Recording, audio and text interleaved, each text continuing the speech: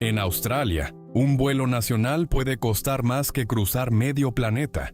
Estamos acostumbrados a pensar que los vuelos cortos dentro de un mismo país deberían ser baratos. Parece lógico. Menos distancia, menos tiempo, menor precio. Pero Australia rompe completamente esa lógica. La realidad es que es uno de los países más caros del mundo para volar dentro de sus propias fronteras. Aquí, los aviones cruzan miles de kilómetros de vacío absoluto. No hay ciudades intermedias, ni carreteras eficientes, ni trenes rápidos, solo enormes extensiones de desierto separando pequeños puntos aislados en el mapa. Imagina una ruta aérea de más de 3.000 kilómetros sin una sola gran ciudad entre ambos extremos.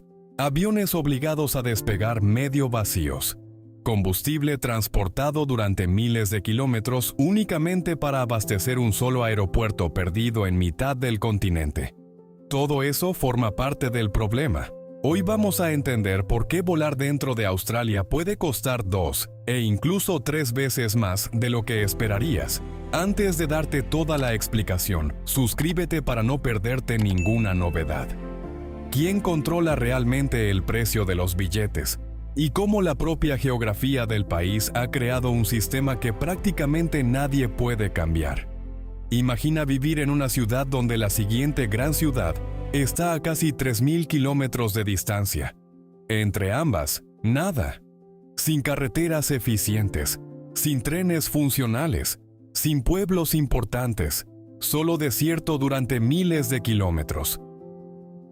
Bienvenido a Australia. Australia es uno de los países más grandes del planeta.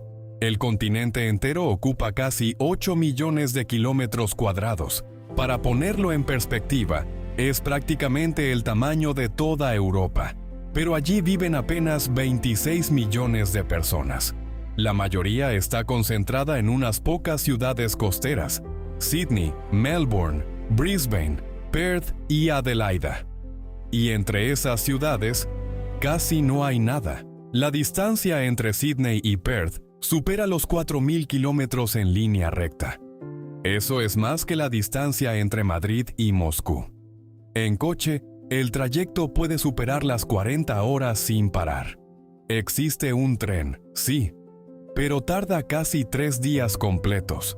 No es un viaje de fin de semana, es prácticamente una expedición. Y por eso, en Australia, el avión no es un lujo. Es la única manera razonable de desplazarse entre ciudades importantes en pocas horas. Aquí aparece el primer gran problema. En Europa o Estados Unidos, si una aerolínea sube demasiado los precios, el pasajero tiene alternativas. Puede coger un tren, puede conducir, puede elegir otra forma de transporte. Esa competencia obliga a mantener precios relativamente bajos, pero en Australia esa competencia casi no existe. Si necesitas ir de Sydney a Perth, vuelas o simplemente no vas. Y las aerolíneas lo saben perfectamente, pero eso es solo la primera capa del problema. La verdadera explicación empieza cuando entramos en la matemática del negocio aéreo australiano.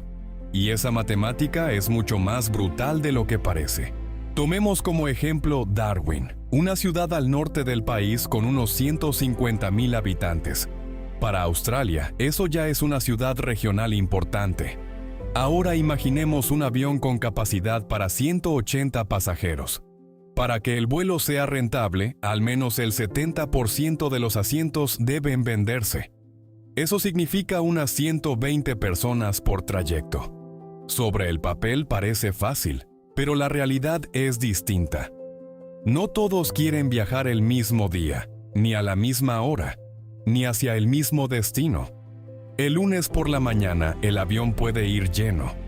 El miércoles por la noche apenas lleva 40 pasajeros, y aún así, la aerolínea debe pagar exactamente lo mismo: combustible, salarios, mantenimiento y tasas aeroportuarias.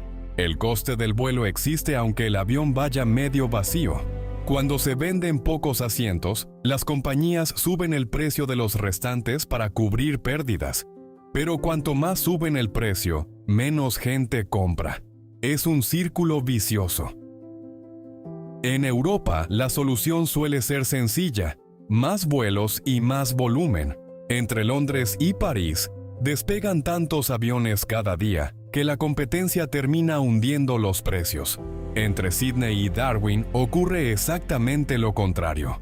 Simplemente no existe suficiente demanda para sostener varias aerolíneas compitiendo agresivamente en la misma ruta. Y aquí aparece un dato clave. Cuando una sola aerolínea opera una ruta en Australia, el pasajero paga alrededor de 40 céntimos por kilómetro. Cuando aparece una segunda compañía, el precio baja hasta unos 28 céntimos. Y si entra una tercera aerolínea, cae hasta aproximadamente 19 céntimos. Más de un 50% de diferencia únicamente gracias a la competencia. El problema es que en Australia casi nunca existen tres competidores reales. Pero hay otro factor que la mayoría de pasajeros ni siquiera imagina, y está escondido literalmente bajo los aeropuertos australianos: el combustible. Aunque Australia tiene enormes recursos naturales, produce muy poco combustible de aviación. La mayor parte debe importarse desde otros países, y eso ya encarece automáticamente cada vuelo. Pero el verdadero problema aparece en los aeropuertos regionales. Imagina un pequeño aeropuerto perdido en el interior del continente, donde aterrizan 2 o 3 vuelos por semana. Para que ese avión pueda despegar, el combustible tiene que llegar antes hasta allí. Y muchas veces no llega por tuberías. Llega en camiones atravesando cientos o incluso miles de kilómetros de carreteras desérticas. Después debe almacenarse en instalaciones especiales. Todo eso cuesta dinero. Y ese coste termina incluido en el precio final del billete. Cuando el precio mundial del combustible sube, los billetes suben detrás. Y para las pequeñas ciudades, el impacto es todavía peor. A veces un avión vuela más de 1000 kilómetros para transportar apenas 30 o 40 pasajeros. Solo el combustible del trayecto puede costar más de lo que esos pasajeros pagarían por un billete normal. Por eso, en muchos lugares de Australia, los precios que parecen absurdos son simplemente el mínimo necesario para no perder dinero. Pero incluso eso no explica completamente por qué volar en Australia es tan caro. La verdadera razón aparece cuando observamos quién controla el mercado, porque en la práctica, todo el sistema está dominado por dos gigantes.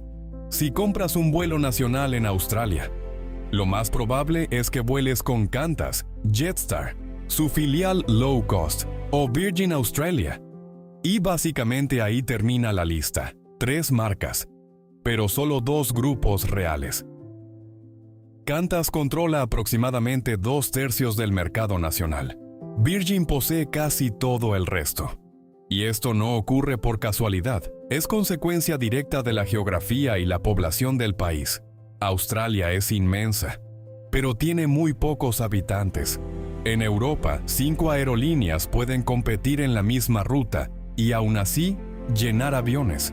En Australia, la demanda muchas veces ni siquiera alcanza para sostener 2. Por eso las compañías no necesitan entrar en guerras extremas de precios. Sí existe competencia, pero es limitada. Qantas no puede disparar los precios sin límite, mientras Virgin siga presente, pero tampoco necesita bajarlos demasiado, porque simplemente no existe un tercer competidor fuerte presionando desde abajo.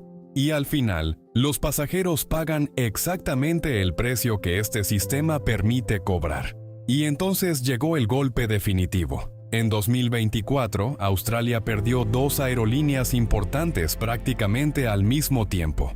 Primero cayó Bonza, una nueva compañía low cost que había empezado a operar rutas con muy poca competencia. En algunos trayectos, sus precios redujeron las tarifas más de un 50%. Simplemente porque apareció un nuevo jugador. Pero Bonza no resistió. Flota pequeña, costes altísimos y presión constante de las grandes compañías. La aerolínea quebró apenas un año después de comenzar operaciones. Poco después ocurrió algo aún peor. Rex Airlines, un histórico operador regional con más de 20 años de experiencia, también entró en bancarrota. y las consecuencias fueron inmediatas. Después de su desaparición, algunas rutas aumentaron de precio hasta un 95%. En otras, las tarifas subieron un 70%. Y todo ocurrió en apenas unos meses. Menos competencia, menos asientos disponibles, precios más altos. Siempre ocurre igual. Actualmente, casi el 90% de las rutas nacionales australianas están controladas únicamente por 2 aerolíneas. Y algunas rutas ni siquiera tienen 2, solo una. Pero aún hay otro detalle que casi nadie ve cuando compra un billete: los aeropuertos. Cada vez que un avión aterriza, la aerolínea paga por todo: por aterrizar, por estacionar el avión, por usar las puertas de embarque, por repostar combustible y por manejar equipaje. Todos son tarifas. Y en Australia, los principales aeropuertos son empresas privadas. Eso significa que las propias compañías aeroportuarias fijan sus precios y las aerolíneas no tienen alternativa, porque no existe otro aeropuerto importante al que mudarse. En algunos vuelos baratos, las tasas aeroportuarias pueden representar hasta el 40% del precio final del billete. Si 2 compañías compitieran en esas rutas, ambas perderían dinero y terminarían abandonándolas. Por eso el gobierno entrega un monopolio oficial a una sola empresa para garantizar que al menos exista conexión aérea. Para el pasajero eso significa algo muy simple: no tienes elección. O pagas el precio que te piden, o no vuelas, y en algunos lugares eso produce situaciones absurdas. Hay trayectos domésticos en Australia que cuestan más que vuelos internacionales hacia Asia. No porque el avión sea mejor, no porque el servicio sea lujoso, sino porque todo el sistema está diseñado únicamente para sobrevivir. Y al final, ahí está la verdadera explicación: las enormes distancias, la baja población, el coste del combustible, los aeropuertos privados, las rutas monopolizadas y un mercado dominado por apenas 2 grandes compañías. Todo funciona como una sola máquina. Cada problema alimenta al siguiente. Y aunque elimines uno de ellos, los demás siguen manteniendo los precios elevados. Por eso Australia lleva décadas siendo uno de los países más caros del mundo para los vuelos nacionales. Y hasta ahora, ninguna reforma ha conseguido cambiarlo realmente. Porque al final, el problema no es solo económico, es geográfico. Y contra la geografía, casi nunca se puede competir. Si te gustó este tipo de historias sobre cómo funcionan realmente las cosas que usamos todos los días, suscríbete y activa la campana, porque muchas veces detrás de algo tan simple como un billete de avión, existe un sistema entero que casi nadie ve.